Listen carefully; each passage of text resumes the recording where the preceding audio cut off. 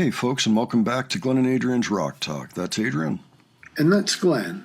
And today we're going to be taking a look at Marvin Gaye doing the Star-Spangled Banner at an NBA All-Star game that took place on February 13th, 1983. This is an infamous version of the Star-Spangled Banner, you know, kind of in the way that Jimi Hendrix's is, but in just a totally different style. He did something different with it. Unlike Hendrix, with Marvin, it seemed to be A-okay with everybody in the arena that he did it this way. He used a drum machine, which at the time was pretty much a modern thing. I mean, there had been several hits by that time that had come out using drum machines, obvious drum machines. ZZ Top's Eliminator album, you know, with like Give Me All Your Loving and all that, all drum machines on that album. And I don't think a lot of people knew it at the time.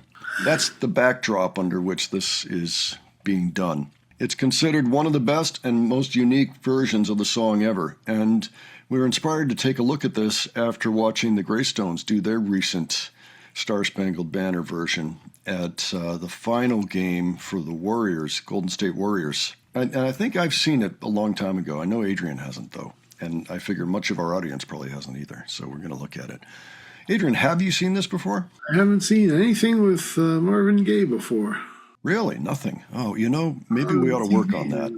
We'll work on something for the future other than this. But Marvin Gaye, yes, a very important figure in American pop music history. No question about it. Let's go ahead and check this out, and then we'll talk about it afterwards. All righty.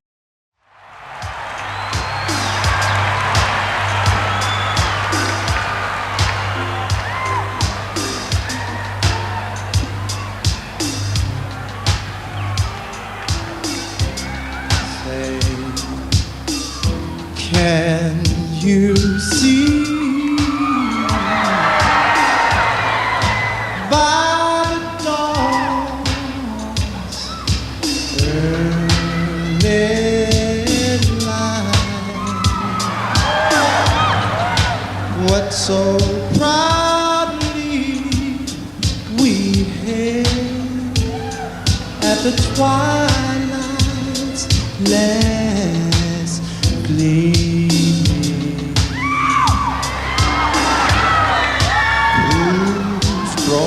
Stripes and bright stars through the perilous fight, oh Lord, oh the fight, oh the ramparts we walked were so gallantly.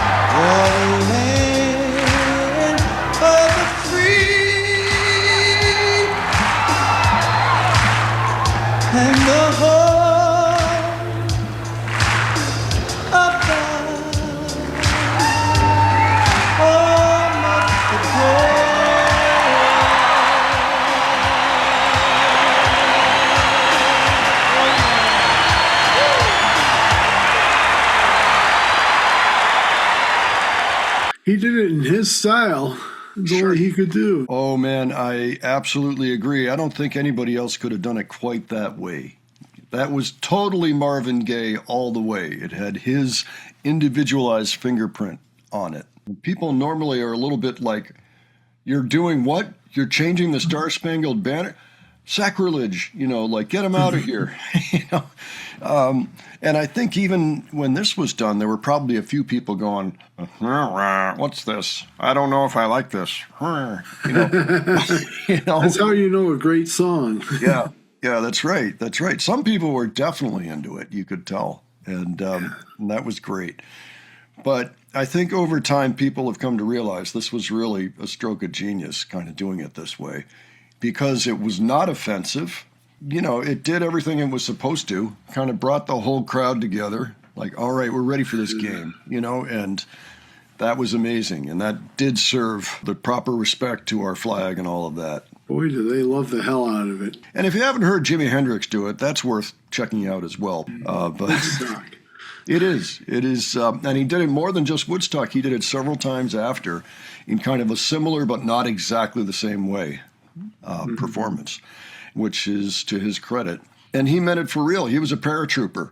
He was an actual soldier at one point in the early 60s. So that's how we met Billy Cox, his bass player, later on after the experience broke up.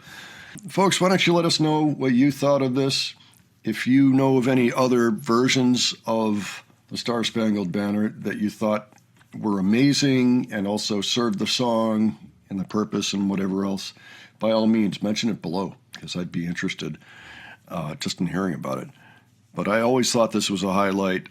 I really do enjoy a lot of Marvin Gaye's work. I think I like the stuff that he did after he started making albums where he had complete creative control, like, say, What's Going On Forward. He was a legend without question, and it's a real shame that he went so young. You're right, Adrian. I think 1984, I don't know if we were mentioning that before or after we started, but that was the year, he was killed by his dad.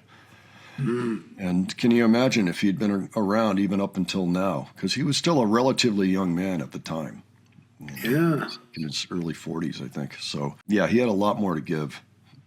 But certainly worth checking out. Maybe we'll check something out on the channel someday. I'd love to find something with video. He has done some things that I think are definitely worth putting on the channel. But, folks, if you know of anything in particular you might recommend, why don't you leave it below? Okay, if you really want to see it. And if you have other suggestions or thoughts on this, leave those as well. And if you enjoyed this video, please give it a like. And if you enjoyed the presentation, please subscribe. All right, thanks so much for joining us today. We will catch you on the next one. Take care, folks. See you all later.